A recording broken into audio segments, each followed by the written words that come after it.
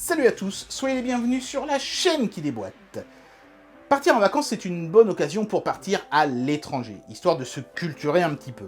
Le problème, c'est que le culturage, ça demande de la bravitude, parce que, il y a la barrière de la langue, et quand on part dans un pays dont on ne maîtrise pas la langue, ça peut vite être flippant.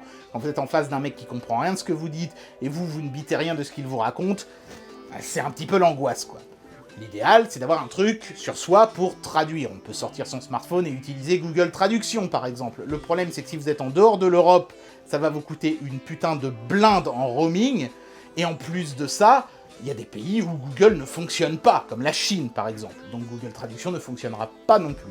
Dans ce cas-là, l'idéal, c'est d'avoir un traducteur standalone, un appareil qui ne fait que ça. Aujourd'hui, on va en tester un, ou plus exactement deux. C'est exactement les deux mêmes, il n'y a que la couleur qui change.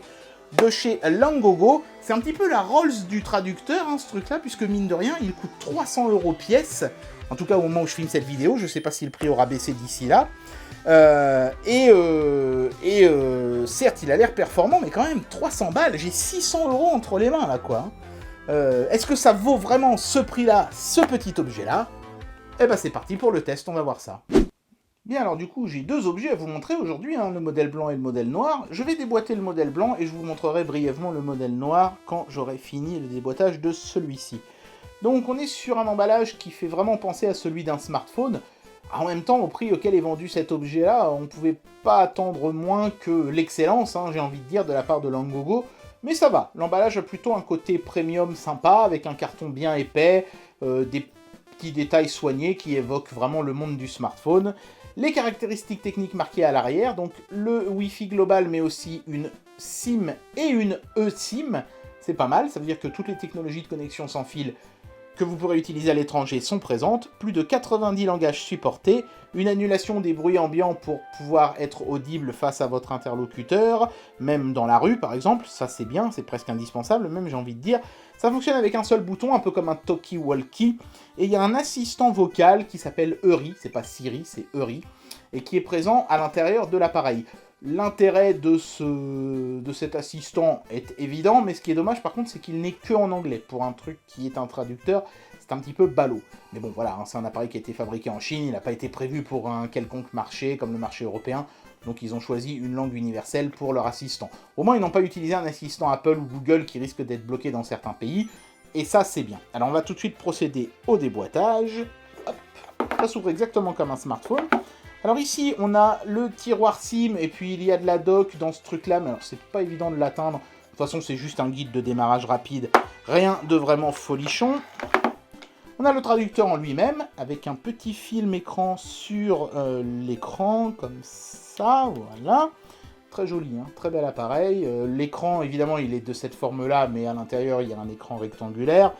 Là, ici, on voit les boutons pour le volume et le bouton Power. Ici, le bouton donc pour faire les traductions. L'emplacement pour mettre la SIM, mais vous pouvez aussi utiliser une SIM, je vais vous montrer ça bien sûr dans le test. Le micro, c'est là que vous allez enregistrer votre voix et celle de votre interlocuteur. Et donc deux haut-parleurs pour traduire ce que vous dites à l'interlocuteur et ce que l'interlocuteur vous dit. C'est pas bien utile, mais c'est un gadget intéressant. Le micro pour l'annulation des bruits ambiants, la prise USB Type C pour recharger la batterie, un petit emplacement pour mettre la lanière qui est fournie ici, voilà. Et ici, le câble de recharge, donc qui est en USB Type C, pas très long, ils auraient peut-être pu faire l'effort d'en mettre un plus long. Et il n'y a pas de chargeur. Quand on voit un appareil 300 balles, ce serait pas mal de mettre un petit chargeur quand même. Voilà, alors je comprends pas trop bien l'intérêt de proposer un tel objet en deux couleurs, mais bon, il m'a envoyé les deux coloris, je vais vous montrer les deux. Alors c'est très différent dans le sens où ici on a quelque chose qui est bicolore, puisque l'écran est noir dans les deux cas de figure, hein. Donc là on a du blanc et du noir, alors que là on est sur quelque chose de noir totalement, de plus monolithique. Bon, je pense qu'ils ont fait ça pour jouer sur le côté premium, comme pour les smartphones, on propose de coloris. Mais voilà, hein, ne vous y trompez pas, les coques sont en plastique, donc même si vous avez le choix de la couleur, dans un cas comme dans l'autre, vous serez sur un objet qui est massivement plastique, avec juste la face écran ici qui est en verre. Voilà comment c'est sur le dessus, sur le dessous, sur les côtés. Voilà. Voilà, au premier démarrage, qui prend je dirais à peu près 10-15 secondes, vous verrez cet écran d'accueil ma foi fort joli, qui s'affiche sur un bel écran 3 pouces et demi, de belle qualité. Je dirais que c'est comparable en qualité et en taille à ce qu'on avait sur un iPhone 4. Donc quand même un écran d'une certaine gamme, et pour le prix auquel est vendu l'objet, ça fait forcément plaisir. Après, l'œil averti reconnaîtra immédiatement qu'on est sous un Android qui a été bridé pour être débarrassé de toutes ses fonctions téléphoniques et ne plus être qu'un simple traducteur. Il y a deux belles icônes qui permettent d'accéder à la traduction et au Wi-Fi global. Enfin, ils auraient dû appeler ça d'ailleurs data global, puisque c'est comme ça qu'on va acheter du data pour la eSIM. Je vais vous montrer ça dans un instant. Si vous glissez vers la gauche comme ceci, vous aurez différentes icônes qui apparaîtront sur la droite de l'écran d'accueil. Le mode interprète, donc c'est un raccourci vers le gros icône jaune qu'on voyait à l'instant. Eury, qui est donc l'assistant vocal, qui ne marche que en chinois et en anglais. Les messages système, c'est-à-dire les notifications en fait, hein, par exemple si on a une mise à jour du firmware de disponible, des choses comme ça. Et puis les paramètres qui permettent de changer la langue de l'interface, d'activer ou de désactiver le Wi-Fi, de mettre le son plus ou moins fort, la luminosité de l'écran, des choses comme ça. Voilà. Donc je vais commencer avec l'assistant vocal, comme ça on va se débarrasser de ça tout de suite, et puis après évidemment on intégrera avec la traduction. C'est parti. Voilà, donc comme je vous le disais, hein, l'assistant vocal ne fonctionne qu'en anglais, ou alors en chinois, mais évidemment j'y comprendrai encore moins, et je serais bien incapable de lui demander quoi que ce soit en chinois. Donc je vais lui demander, par exemple, le temps qu'il fera demain à Marseille, donc il va falloir que je sorte mon plus bel anglais, attention. What's gonna be the weather tomorrow in Marseille?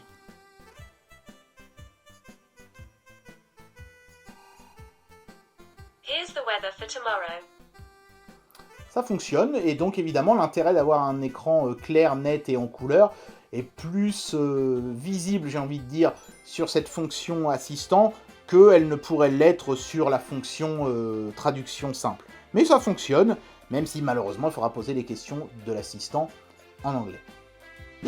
Alors sur l'écran d'accueil, outre évidemment le bouton traduction, on a ce fameux bouton ici pour les connexions globales. Donc en fait, l'idée derrière cette icône, c'est de négocier avec les opérateurs des tarifs pour de la data à la journée que vous allez utiliser avec votre traducteur dans des endroits où vous n'aurez pas le Wi-Fi, ce qui vous permettra d'être en ligne où que vous soyez via la eSIM de l'appareil. D'ailleurs, vous voyez, hein, c'est bien marqué ici en haut, eSIM.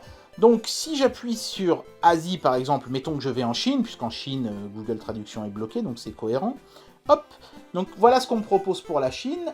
Une journée, 300 mégas de data, c'est largement suffisant, hein, pour 2 $ US, donc c'est vraiment pas cher. Je peux choisir le nombre de jours que je veux ici, et j'appuie sur le bouton ici pour commander. Les conditions de l'offre sont écrites ici et changent en fonction des pays. Donc en gros, là, ce sera valide de 6 mois, hein, 180 jours. Et j'ai 24 heures de minuit à 23h59 pour utiliser mon forfait qui fonctionne en 2G, 3G et 4G. Voilà. Alors ensuite, si on dépasse les 300 MB, on est en 2G, ce qui à mon avis est suffisant hein, pour faire de la traduction. Donc c'est un bon plan, puisqu'en fait, ça vous donne une journée entière sans limite de volume de données, même si je doute fort que vous atteigniez 300 MB en faisant juste de la traduction quand même. Hein. Mais voilà, c'est comme ça que ça fonctionne. Donc c'est plus pratique que d'utiliser son smartphone et de voir son forfait data exploser à cause du roaming. Là, vous maîtrisez les coûts et vous savez exactement combien ça va vous coûter. Et en plus, ça fonctionne à la journée. Donc s'il y a des jours où vous n'avez pas besoin d'utiliser le traducteur, eh ben, vous ne paierez pas ces jours-là. Bien, alors maintenant, évidemment, on va utiliser la fonction traduction, puisque c'est quand même la moindre des choses sur un traducteur de pouvoir traduire. Je vais d'abord l'essayer comme ça, tel quel, et puis ensuite je mettrai un petit bruit de fond pour voir si cette fameuse fonction d'annulation des bruits ambiants est réelle ou pas. Donc, on peut choisir sa langue en faisant un glissement comme ceci. Donc là, je vais traduire du français à l'anglais et vice-versa, sachant que l'objet est suffisamment intelligent pour savoir dans quelle langue vous êtes en train de parler. C'est-à-dire que là, je peux lui balancer une phrase en français, il va me la traduire en anglais, mais si je lui balance une phrase en anglais, il va détecter que c'est de l'anglais et me la traduire en français. C'est pas unidirectionnel, il va pas bêtement essayer de traduire de l'anglais en anglais, par exemple. Donc ici, vous remarquez qu'il y a une petite coche qu'on peut valider. En fait, si je la valide, je passe en mode hors ligne, et dans ce cas-là, je ne peux traduire que des mots et plus des phrases complètes. Et je suis limité aux mots qui sont en mémoire dans l'appareil, donc c'est évidemment très limité. C'est la raison pour laquelle le SIM a un tel intérêt sur cet objet. Vous allez avoir une bien meilleure puissance de traduction quand vous serez en ligne. Voilà, donc pour commencer la traduction, il suffit d'appuyer sur le bouton ici et de balancer une phrase. Donc on va lui sortir un truc extrêmement bateau. Hello, how are you today? Bonjour, comment vas-tu aujourd'hui? Voilà, ça fonctionne. Le texte s'affiche et la voix me sort ma petite phrase traduite avec une voix féminine, même si je crois qu'on peut changer en voix masculine dans les options. Mais c'est très bien une voix féminine, ça me va très bien. On va essayer autre chose. What the fuck are you doing? Qu'est-ce que tu fous? Ah, vous voyez que là, il a traduit la notion argotique de ma phrase, ou même vulgaire, on peut le dire, hein, en mettant qu'est-ce que tu fous et pas qu'est-ce que tu fais. Alors pourquoi je propose cette phrase? Parce que quand je fais la même chose avec Google Traduction, il se passe ceci. What the fuck are you doing?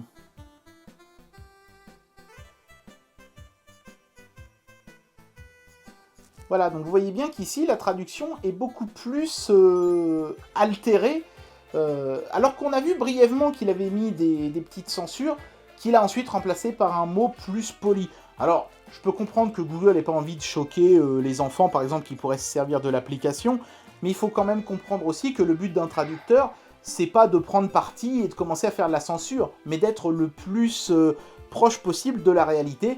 Et là, franchement, le traducteur indépendant a fait un meilleur travail que Google Traduction. J'ai essayé beaucoup d'autres phrases, et pas que des phrases vulgaires, et à chaque fois le constat était sans appel, la traduction est bel et bien de meilleure qualité sur ce traducteur. Par contre, ce traducteur se limite à une traduction vocale. Dans Google Traduction, je peux taper du texte, ou prendre une photo avec du texte dessus, et voir la traduction, c'est pratique surtout sur les caractères chinois, forcément. Là, je peux pas le faire, je suis exclusivement limité à la voix. Et pour un appareil qui est vendu aussi cher, ça aurait quand même pas mangé du pain de mettre un petit capteur photo et la possibilité de traduire des photos ou même au minimum du texte avec un petit clavier, quoi. Là, on l'a pas et ça fait un petit peu mal compte tenu du prix de l'objet. Allez, je vais essayer de faire une traduction dans un milieu bruyant maintenant.